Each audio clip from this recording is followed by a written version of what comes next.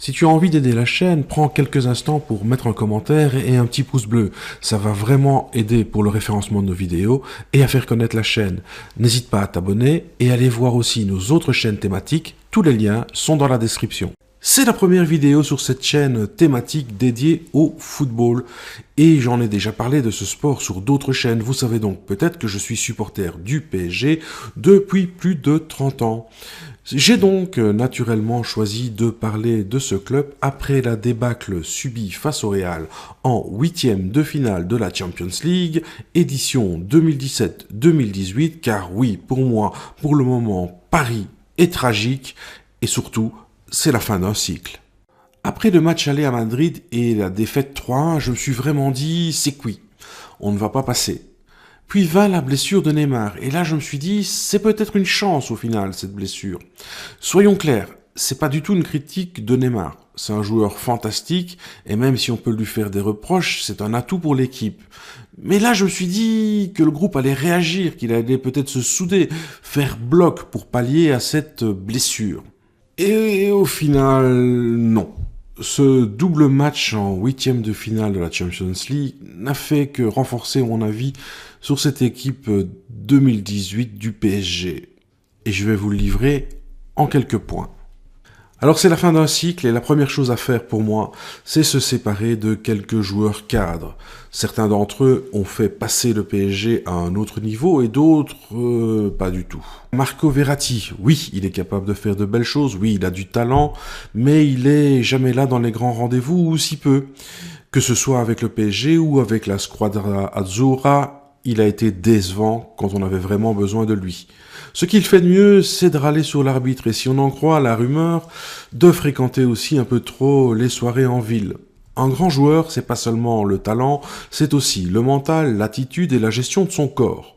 Sa carte rouge n'est pas la seule responsable de la défaite au Parc des Princes face au Real, mais c'est une faute professionnelle. Si à l'été, le Barça a vraiment proposé 100 millions d'euros pour Marco, il fallait le vendre. On l'a pas fait, maintenant il faut le vendre le meilleur prix possible. Au revoir et merci Marco. Disons aussi tous au revoir à Adrien Rabiot. Maman a très souvent pleuré auprès du club pour obtenir là une augmentation, là le fait qu'il joue en 8 et non en 6 parce qu'en 8 on est plus exposé. Et au final, faut bien le dire, le club s'est mis à genoux devant Adrien Ier. Mais finalement, face aux grandes équipes européennes, le milieu de terrain et l'alliance entre Adrien Ier et l'empereur Marco a vécu. On a vu ce que ça a donné, c'est-à-dire pas grand-chose et plutôt une débâcle. Il est temps de faire la révolution, mes amis, en milieu de terrain. Et donc, tant qu'à faire, allons-y jusqu'au bout. Au revoir Thiago Motta. Bon, lui, il part naturellement parce qu'il est en fin de carrière. Puis ça a été un joueur incroyable, qui a vraiment apporté au PSG et qui lui a fait passer un niveau. Non, franchement, Thiago Motta, c'est la grande classe. Ça a été un très grand numéro 6. Mais aujourd'hui, c'est insuffisant face à une équipe comme le Real.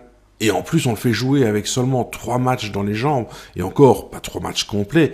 Ça, c'est pas de sa faute. Mais évidemment, ça suffit pas. Alors oui, il peut toujours jouer dans un fauteuil en Ligue 1 face à des joueurs beaucoup moins expérimentés que ceux du Real ou que ceux du Bayern. Et quand on joue en marchant en Ligue 1, ça marche, mais en Ligue des Champions, ça passe pas. Alors oui, on aura Las Diarra qui va pouvoir prendre sa place, mais ce sera pour la saison prochaine, parce que lui aussi, il est en manque de compétition. Bon, on verra ce que ça donnera, on va pas critiquer. Redescendons d'un cran et passons à la défense. Au revoir Thiago Silva, absent au match aller sur un choix fort d'Emery, choix que je partage totalement, même si je trouve qu'on aurait dû amener ce choix un peu plus tôt dans la saison et le faire de façon différente. Sportivement, ce choix était tout à fait logique à mon sens. Soyons honnêtes aussi, au match retour, il joue et il fait un match plutôt correct. C'est de loin pas le pire joueur qu'on a vu sur la pelouse du côté du PSG. Mais il est souvent absent dans les grands matchs. Mentalement, je le trouve déficient. J'ai pas en plus l'impression que c'est un grand capitaine capable de transcender ses troupes. Alors, personnellement, je m'en débarrasserai. Parlons un peu du gardien de but. Personnellement, je me séparais de Trapp. Areola, c'est pas un gardien de classe mondiale, même s'il a fait plutôt un bon match face au Real. Mais voilà, je pense qu'il faut un gardien d'un autre calibre pour le PSG. Alors je sais pas si ce sera Courtois, Oblak ou un autre, mais Areola pour moi doit être le deuxième gardien du PSG. On doit aussi se séparer pour moi de Javier Pastore, artiste maudit, artiste incompris, mais surtout artiste inutile dans le noyau du PSG.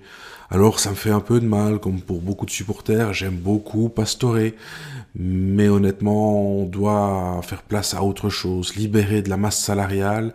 Angel Di Maria, intermittent du spectacle, a laissé penser début 2018 qu'il avait compris, mais finalement non.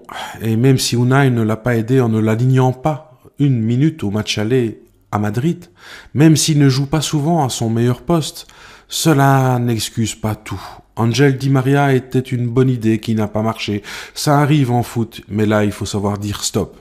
Donc j'espère qu'Angel Di Maria ne sera plus au PSG la saison prochaine. Et le dernier que je voudrais voir partir est en fait celui que je voudrais voir partir en premier. Kurzawa. Pour moi, c'est juste un mauvais défenseur et un piètre offensif. Évidemment, jouer derrière Neymar, ça n'aide pas à cacher ses lacunes, mais là, elles sont vraiment trop criantes.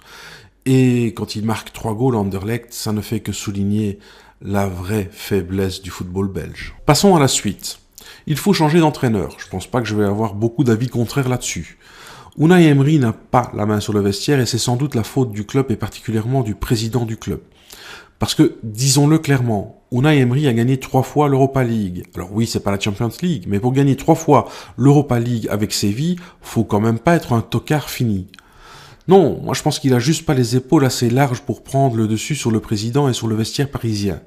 Un entraîneur du top niveau pour le PSG doit pouvoir imposer ses choix, comme Zidane l'a fait au Real, en disant à son président, moi je veux pas de transfert au mercato, y compris au mercato d'hiver, alors que l'équipe était au plus mal en Liga. Il a aussi mis Gareth Bale sur le banc, et ça ne provoque pas de discussion. Unai Emery aurait dû dire à Rabiot, tu ne veux pas jouer en 6, c'est très bien, tu ne joues pas du tout. À Dani Alves, tu joueras quand je veux, et pas quand toi tu veux.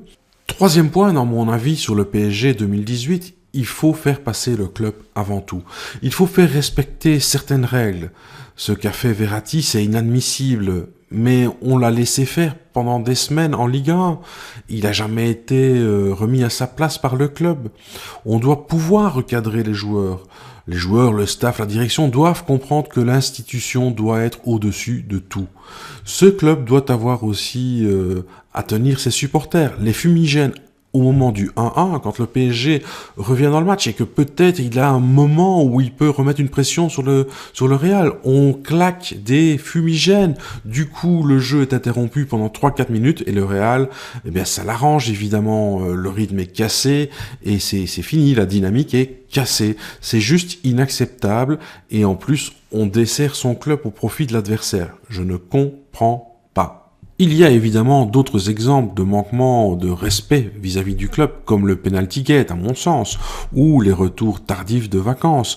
Et je pense qu'on ne sait pas tout non plus, donc il y a certainement beaucoup de choses à dire là-dessus. Et je pense que là, on a peut-être un problème avec le président. Est-ce que le président est capable de faire sa propre révolution pour justement placer le club au-dessus de tout? Je n'en suis pas convaincu et je serai le propriétaire du club. Je me poserai sérieusement, après autant d'années, la question du remplacement du président. Une fois que j'ai dit tout ça, une fois que j'ai fait une longue liste de joueurs à remplacer, évidemment, les choses ne sont pas aussi simples. Il faut d'abord pouvoir vendre intelligemment pour recruter intelligemment. Et ça, c'est aussi très important. J'ai toujours dit que le scandale des mercato au PSG, c'est pas les 220 millions pour Neymar. Non, ça les vaut. Non, le scandale, c'était les 40 pour Krychowiak, par exemple, avec tout le respect que j'ai pour ce joueur. Mais au niveau du PSG, c'était tout à fait stupide. Donc il va falloir bien réfléchir à ce qu'on fait. On ne pourra pas le faire non plus en un seul mercato, à mon avis. On verra, mais j'y crois pas. Donc il faudra encore, à mon avis, du temps pour que ce PSG soit vraiment rééquilibré, puisse reprogresser. Ça dépendra aussi de l'entraîneur qu'on fera venir. Enfin, j'en reparlerai de tout ça dans une autre vidéo. Mais il faut juste dire, pour terminer, que Manchester City, ça fait aussi longtemps qu'ils cherchent à l'avoir, la Champions League. Ils l'ont pas eu. Chelsea a mis 10 ans, je pense aussi, pour l'avoir. Donc, c'est pas des choses faciles, évidemment. C'est une compétition extrêmement dure. Et donc, attention, on critique le PSG parce que, voilà, il a effectivement des contre-performances en Champions League. mais il aurait été étonnant quand même qu'on la gagne au bout de 6-7 ans. Je pense que ce qui se fait en Europe, ben, c'est plutôt effectivement un projet sur une dizaine d'années. Donc voilà, on a encore un peu de temps pour y arriver, je pense, mais il faut faire ce qu'il faut et surtout ne plus trop se tromper. Et ben, on reparlera, vous et moi, je l'espère, de ça dans une autre vidéo et peut-être aussi dans un de mes prochains lives sur Olive Football Club. Je vous invite à laisser vos commentaires, à vous abonner, à partager la vidéo. Vous connaissez le système. Je vous remercie de votre attention et à très bientôt pour d'autres vidéos foot sur le PSG, sur la Coupe du Monde, sur la Nation League, sur la Belgique, sur la France, que sais-je encore, sur le foot anglais bien entendu. Il y a plein de sujets dont on parlera dans les semaines, dans les mois à venir. Merci beaucoup.